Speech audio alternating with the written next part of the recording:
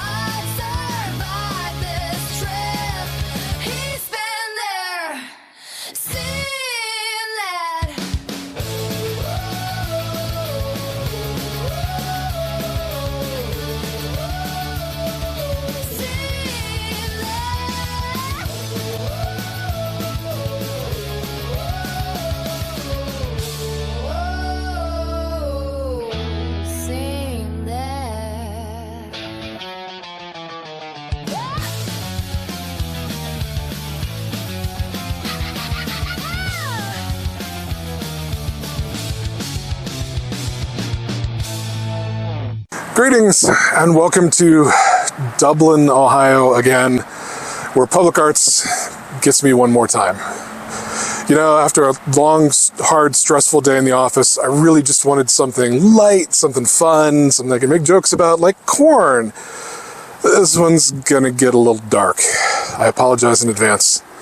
Say what you want about the moron, he sure knows how to draw you in and promise a good time. We're still gonna make some jokes, but we just have to be respectful, that's all. Frolicking, definitely out though, as I take you to visit the memorials of a murdered First Nations chief and tell you about the curse, and that's in quotes, of an old Wyandotte chief on the Masters Golf Tournament. Today we're visiting the Chief Leatherlips Monument and the Chief Leatherlips Memorial and talking about the Chief Leatherlips curse on the Memorial Tournament. But on with the exposition. The Wyandotte Nation resided in central and northeast Ohio around the Dublin, Ohio area until settlers arrived and began removing them from their lands.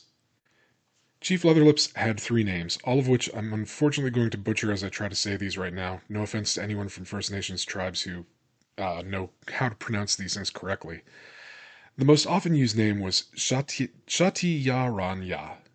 but he was sometimes referred to also as Thateyaniya, which in later years he was also called Sucha Etes, which means long gray hair. He was a member of the Porcupine clan, as was his great friend Chief Tarhi, and was related to Roundhead and Split Log, noted Wyandot warriors of that period. The Wyandots suffered a number of disasters. First, when their nation went to war with the Iroquois around what's now Georgian Bay, Ontario, Canada, having to flee their land to what is now northwestern and central Ohio. This caused them to fragment into a number of smaller clans. These clans would suffer disease and loss due to this migration. Tragedy also struck again after the Battle of Fallen Timbers, where the Wyandot would lose to the Americans, and with a number of their other tribe leaders like Chief Leatherlips, they would sign the Treaty of Greenville with the American settlers and encouraged cooperation with the white man.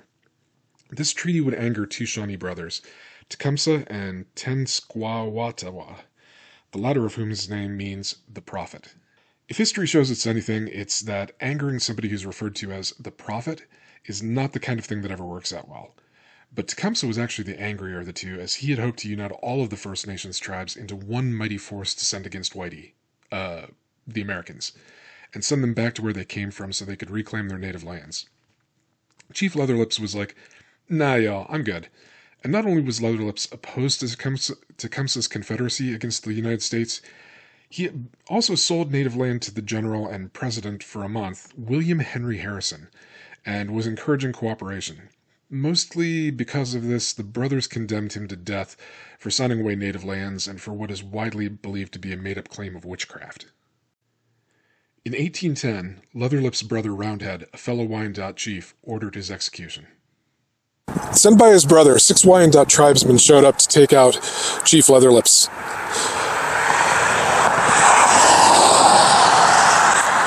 The where and the when of it didn't really matter.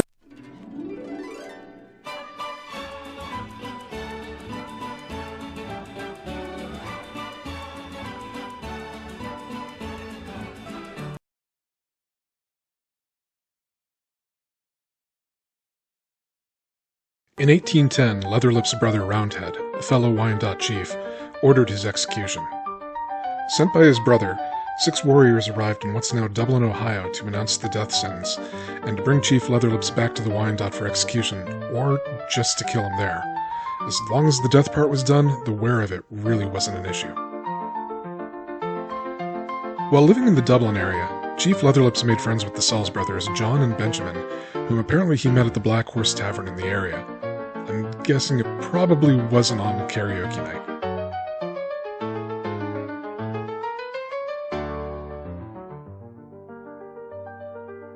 It was the brothers who gave the old chief his nickname Leatherlips, because of his trait of never breaking a promise and never telling a lie.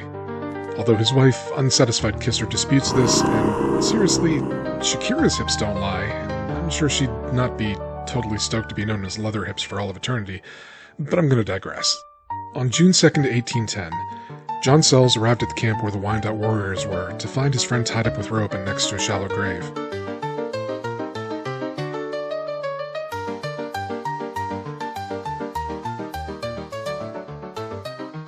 Sells offered to bribe the warriors for the chief's life, first with $300, then with his horse, then with $300 and the horse, and finally, even offering to rip up the treaty, something which he really couldn't do. At one point, John even offered to help him escape, an offer which the chief refused to accept.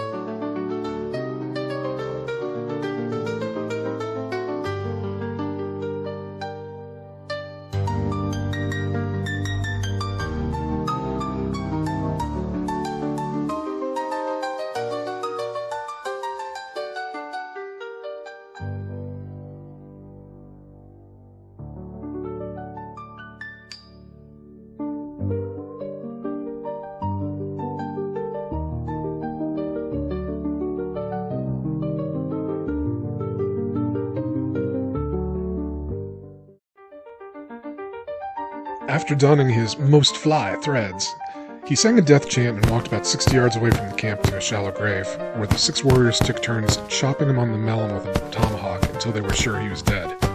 Blood, guts, gore, everybody covered in it, from head to toe, from the chopping, and all over the ground, until a bloody mess was all that was left.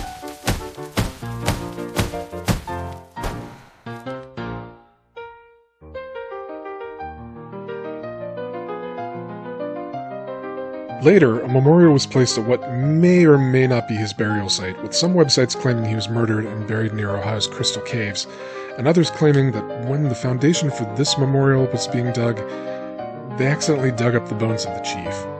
Either way, the site is fairly close to what historians believe to be the true site of his death.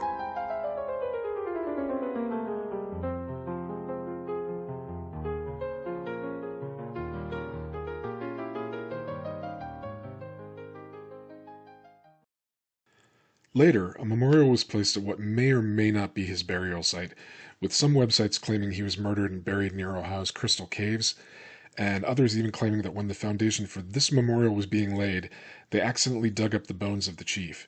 Either way, this site is fairly close to what historians believe to be the true site of his death. Which brings us to this, the Chief Leatherlips Monument. Our familiar protagonists, the Dublin Arts Council, commissioned Boston artist Ralph Helmick. Wait a minute. He has a decent headshot? There's an artist with a decent headshot on the internet? Holy smokes. Anyways, they commissioned him to create the 12-foot tall sculpture and installed it in Scioto Park in 1990. The sculpture is open at the top, much like Chief Leatherlips at the end, provides scenic views of the park, and apparently the open gaping wound where he was cleaved in the coconut is a really great spot for wedding photos. Okay, at least the bride looked good. I believe I also promised you a curse at the beginning of the video. And again, curse is still in quotations. You see, Dublin and the lands the Wyandotte used to call home here are now home to the Muirfield Memorial Golf Tournament. In 1993, the memorial was shortened to just 54 holes due to excessive rain. In fact, by 1993, the memorial had been delayed by rain for 4 straight years and for 11 of the past 18 years. Even though there's no evidence to support it, there is a local myth that the golf course was built over an ancient Native American burial ground, and one year Barbara Nicholas, wife of golfer and course owner Jack Nicholas, decided to take matters into her own hands. Based on a suggestion from Arnold Palmer's wife Winnie, an offering of alcohol, specifically a glass of gin, on his memorial might reverse the curse. So in 1993, not once, but 2 days in a row, Barbara made the trip to the memorial and left the alcohol, with Jack Nicholas even driving her over the first time. "I had nothing to do with it. Absolutely nothing," Jack Nicholas said at the time in mock disbelief. "She just said, maybe I'll give them a little gift this year, and maybe next year it'll be something really nice." What could possibly be tone deaf about white women offering alcohol to a Native American? Needless to say, it didn't work, and the rains continue to be an issue for the memorial tournament. We know his name, we know his story. And for somebody whose life was filled with so much sadness, pain, death, and even mocking at the hands of PGA Tour wives and girlfriends, maybe knowing his name and knowing his story is good enough. Especially for somebody who just wanted to live in peace, be trustworthy, honest, and peaceful. In the end, that's a pretty good legacy to leave. I wouldn't mind having that one for myself. Both the Leatherlips Monument and Memorial are open for visitors free of charge, and depending on park hours and the weather. The older Leatherlips Monument can be found at 8490 Riverside Road in Dublin, Ohio, along the side of a very busy, non-pedestrian friendly road, and the monument can be found at 7377 Riverside Drive, Dublin, Ohio, in a very lovely park with great parking. If you liked this video, found it interesting, and want to see more interesting things from Ohio, America, and all over the world, please like, subscribe, and ring the bell to follow this channel and receive updates about future videos. Although, we blew our whole budget and professionalism on that cartoon, so it may be a step down on the next one. As always, thank you for watching, and we will see you in the next video.